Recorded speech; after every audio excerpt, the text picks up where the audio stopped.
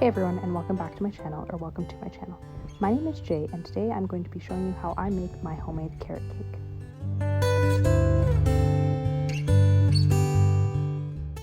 For this recipe, you'll need 2 cups of butter, 4 teaspoons of vanilla, 1 1/3 cup of oil, 1 teaspoon cinnamon, 2 packages of cream cheese, 1 teaspoon of baking soda, 2 teaspoons baking powder, 1 cup of sugar, 2.5 cups of flour, 1 cup of brown sugar, 4 eggs, 1 teaspoon of salt, 8 cups of powdered sugar, and 3 cups of grated carrots. Now, just to make this recipe super easy, I just went ahead and I added in my brown sugar, my flour, and salt. And then I go ahead and add baking soda, and then followed by the baking powder. And then I just go ahead and add in my cinnamon. And as you'll see here, I added in 2 tablespoons of cinnamon instead of the 1, just because my husband really enjoys the flavor of cinnamon. And then once I have all of my dry ingredients, I just go ahead and give that a good whisk to make sure that everything is all well incorporated together. Now in a separate bowl, I just go ahead and add my wet ingredients. So this is some oil and my eggs. And then I go ahead and add in the vanilla extract, and as you can see, I do add a little extra just because, again, we enjoy the flavor of the vanilla. And now that I have all the wet ingredients together, I go ahead and give that a good whisk and just make sure to break out those egg yolks.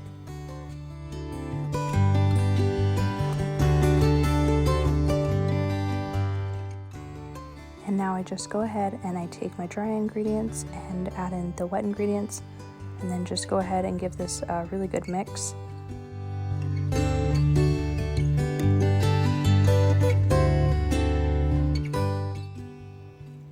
So now that we've got it mixed together, it's a bit of a different consistency than a typical cake batter. It's more of a cookie dough kind of texture, but we're going to go ahead and just add in our 3 cups of grated carrots into this, and it will give it some moisture once we start mixing that together.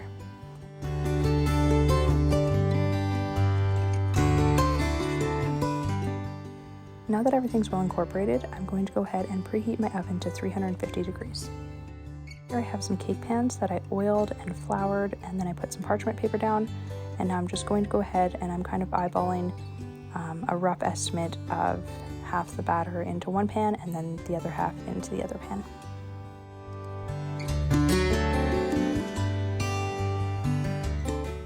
And then here I'm just smoothing off the top to make sure the top is nice and flat. Now, depending on your oven, it will depend on the amount of time that you cook this, but I went ahead and I cooked mine for about 25 to 30 minutes.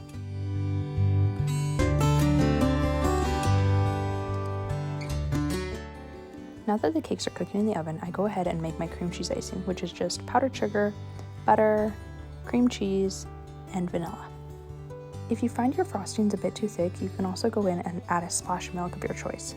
Now on this particular day, it was my son's birthday, so I went ahead and made the full amount of icing that the recipe calls for, but you could definitely half this and it'd be plenty. Now I do have a bit of a confession to make. As you'll see here, I'm struggling quite a bit with the frosting.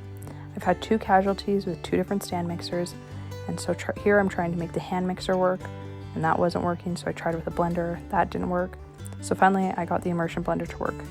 Thanks to my gracious family, they did rectify the situation and they purchased me a brand new beautiful stand mixer, which you'll be seeing in some upcoming videos. So to my family, thank you so much for the beautiful stand mixer. I'm so excited to use it. Now back to the cake. Once the cake has cooled completely, I go ahead and I just put a layer of the cream cheese frosting right in the middle, and I'm just taking it off the spatula and doing the best I can to try and create one even layer. Now I'm just going to go ahead and I'm going to take that second layer and just put that right on top. I do have to admit though, when I was making this cake, it was quite a warm day in my kitchen, and so I did really struggle with the icing sliding around a bit, but you'll see I kind of figured it out and made it a little more rustic looking.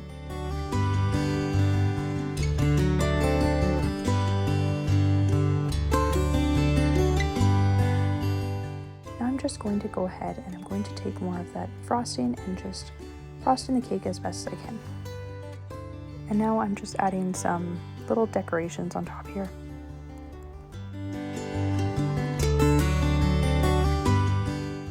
And there you have it, my carrot cake with a cream cheese frosting. I hope you enjoyed making this cake with me as much as I enjoyed making it. Join me next time as we learn together how to live simply at home.